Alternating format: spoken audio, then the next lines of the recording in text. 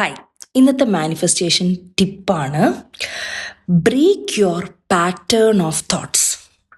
നമ്മളുടെ ഒരു pattern of thoughts ഉണ്ട്. നമ്മളിങ്ങനെ അത് ഗുഡ് പാറ്റേൺ ആണെങ്കിൽ തൽക്കാലത്തിന് ബ്രേക്ക് ചെയ്യേണ്ട. പക്ഷേ ഈ ഗുഡ് പാറ്റേൺ ആണെങ്കിൽ you must be really powerful.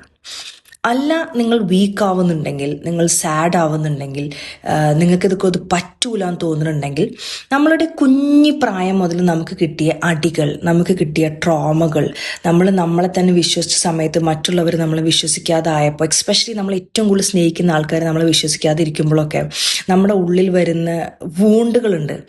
പുറത്ത് ഭയങ്കര ഹെൽത്തി ആയിട്ടിരിക്കുന്ന ആൾക്കാരും മെൻ്റലി ഷാറ്റേഡ് ആയിട്ടുള്ള ആൾക്കാരാവാറുണ്ട്. അങ്ങനെ ഒരാളാണ് നിങ്ങൾ മനസ്സിലാക്കുക. ഇതെല്ലാം ഉണ്ടായിട്ടുള്ളത് നിങ്ങളുടെ ബെറ്റർ സെൽഫിനെ പുറത്തേക്ക് കൊണ്ടുവരാനാണ് എന്ന് വിശ്വസിക്കുക.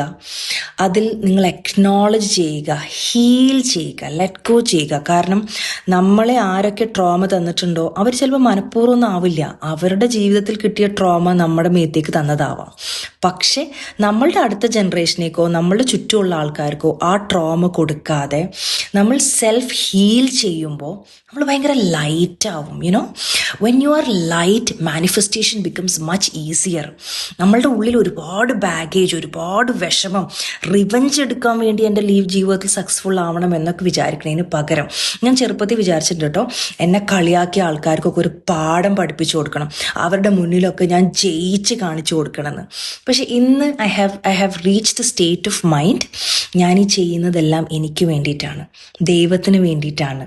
എനിക്കിതൊക്കെ ചെയ്യുമ്പോൾ കിട്ടുന്ന സന്തോഷം, മറ്റുള്ളവരുടെ ജീവിതത്തിൽ ഹാപ്പിനെസ് വരുമ്പോഴുള്ള സന്തോഷം, ഇതിൽ ഫോക്കസ് ചെയ്യുമ്പോൾ നമ്മൾ ഒരുപാട് ലെറ്റ് ഗോ ചെയ്യാൻ പഠിക്കും. നമ്മൾ ഒരുപാട് നമുക്ക് ഉള്ള ലൈഫ് പർപ്പസ് എന്താണെന്ന് വിശ്വസിക്കാനും കാണാനും പറ്റും അപ്പോഴാണ്. So forgive every one. നമ്മളെ ഇപ്പം എന്നെ ആരെങ്കിലുമൊക്കെ ഇപ്പോൾ വേദനിപ്പിച്ചുകൊണ്ടിരിക്കുന്നുണ്ടെങ്കിൽ ഞാൻ പതിയെ ആ സ്പേസിൽ നിന്നൊന്ന് മാറി നിൽക്കുക എന്നല്ലാതെ തിരിച്ച് അവരെ അടിക്കണം എന്നുള്ളൊരു മൈൻഡ് സെറ്റിൽ നിന്നേ മാറി. And this is very important to become a powerful മാനിഫെസ്റ്റർ.